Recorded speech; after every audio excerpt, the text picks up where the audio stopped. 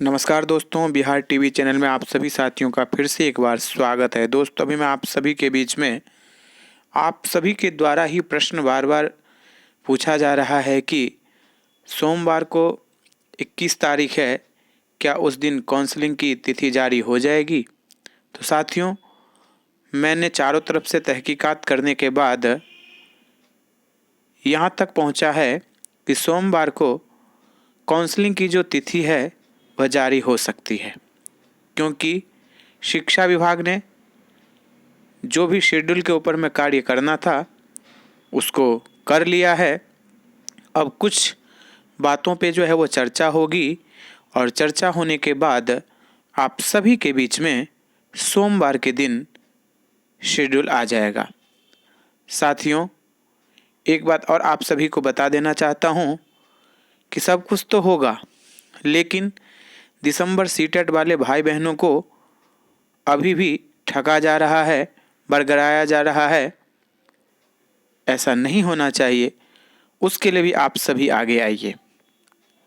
सब कुछ होगा, सबके लिए होगा, समय से होगा, लेकिन आप सभी को एक दूसरे का साथ देना चाहिए, ना कि इस बहाली प्रक्रिया को रद्द करवाने के लिए या स्टे लगवाने के लिए आगे आना चाहिए। साथियों, आप सभी को पता है कि एक बार जब कोर्ट से कोई भी डिसीजन आ जाती है तो उसके बाद एलपीए यदि आप दायर करते हैं तो संभावना जो है वह 100% से 50% पर आ जाता है।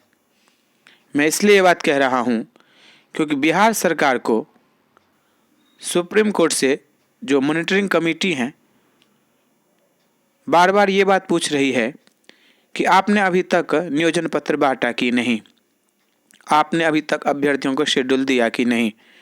तो शिक्षा विभाग में हड़कंप मची हुई है और जहाँ तक मुझे लगता है कि 1 महीना के अंदर में आप सभी को विद्यालय तक पहुँचा दिया जाएगा।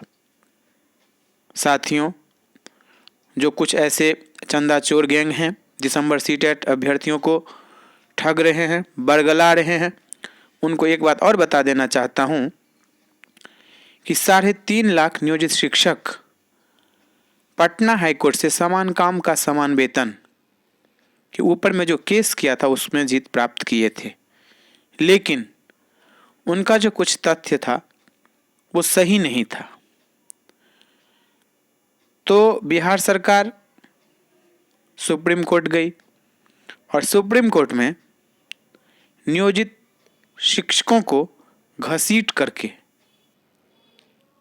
मैं इसलिए ये बात कह रहा हूँ घसीट करके क्योंकि 23 बहस हुई थी, 23 तारीख पड़ी थी और लगभग सुप्रीम कोर्ट में नियोजित शिक्षक की तरफ से जो वकील रखा गया था उसमें कम से कम नहीं तो 10 करोड़ रुपया लगभग खर्च हो गया होगा। उसके बाद भी उन सभी को जीत नहीं मिला।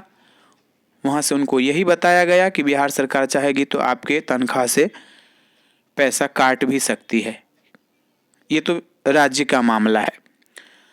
तो दिसंबर सीटेट वाले के मुँह से मैं ये भी सुन रहा हूँ कि हम सुप्रीम कोर्ट जाएंगे।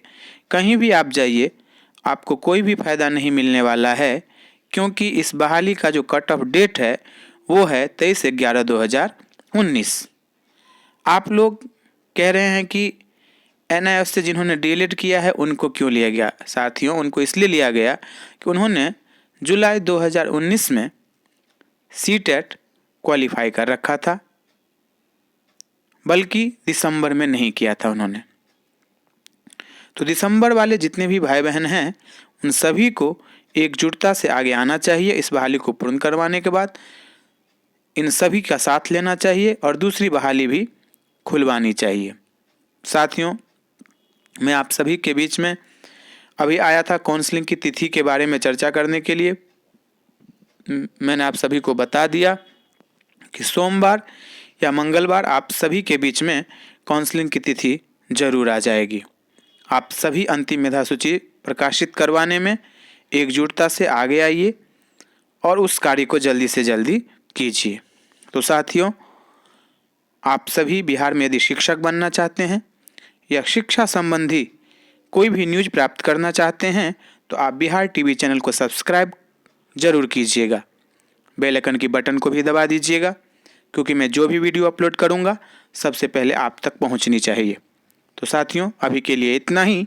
फिर मिलते हैं अगले वीडियो में। धन्यवाद मित्रों।